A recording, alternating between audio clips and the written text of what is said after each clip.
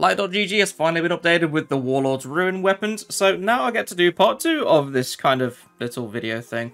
Basically, these are the rolls that I want from the Warlords Ruin weapons, or more specifically, what weapons I actually want. Because I'm going to be honest, there's only a couple of weapons I want from this dungeon, and the rest I can literally just throw into the bin. Let's start with the obvious one, the crossbow sidearm, also known as the exotic called Buried Bloodline. I haven't had a chance to have this drop yet, but I definitely want to get a hold of it, much like every other dungeon and raid weapon that there is when it comes to exotics. But the exotic perks are quite interesting to read about, so double fires tracking bolts, and landing bolts leech health from the target, so it kind of is like a Devour effect, which is literally said here, so multiple final blows with the weapon grant Devour to the wielder. Basically, it's got a lot of Void synergy going on with it, which makes sense, it's a Void exotic, but it's basically also a lifesteal weapon as well, so whether this hits hard or not, I'm not entirely sure, but it is definitely something to get because it's an exotic regardless. Vengeful Whisper, I don't really care what anybody says about this weapon, and if it's got a certain role that they want on it.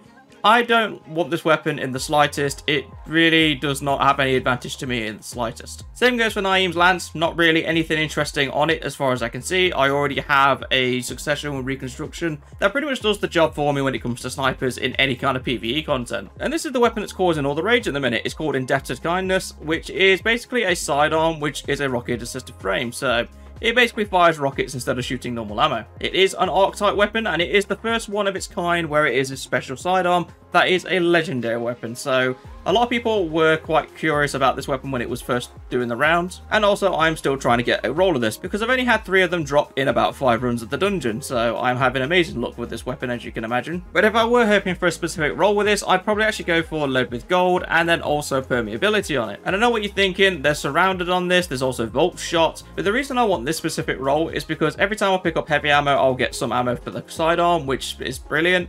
But then permeability will allow me to use it as a solo weapon, because permeability allows you to change that weapon's type into whatever class you are using when you've used your class ability. So for example, if I'm using a hunter, then I use a dodge. If I'm already on a solo subclass, this weapon will then turn to a solo weapon, which means I can then do a lot of carnage with all the artifact mods for this season, which means lots of ignitions from one rocket assisted frame shot. So yeah, that could be quite interesting to see what happens. And then not to mention, it also comes in handy when you want to use Void, because you can just have Void explosions everywhere. You can even have this weapon granting Devour to a certain degree, so the possibilities of using this weapon are really limitless if you have permeability on it. It literally just needs testing. And finally, the Dragoncult Sickle sword, which is the new caster frame sword. Obviously, because it is a caster frame, not a lot of people are interested in it, because it's not going to be the next DPS weapon that everyone needs to use, although you could probably use this on Crota, for example. And the only reason I say that is because you can use rapid light strikes, and this does roll with surrounded, so that does make sense in that regard. But if I was going to pick a roll for this, then I'd probably be going Slice and either Surrounded or Whirlwind Blade. And Surrounded is literally, like I said a minute ago, you can use this for Crota, where you're in close combat and you're just doing light sword swings. It's very useful for taking out lots of battles like that. Not to mention, it is a caster frame, so it does have a bit of AoE to it as well when it does its heavy attack. But then if you have Whirlwind Blade on top of that, you can actually get a buff when you use your heavy attacks. So it can stack up to 10 times.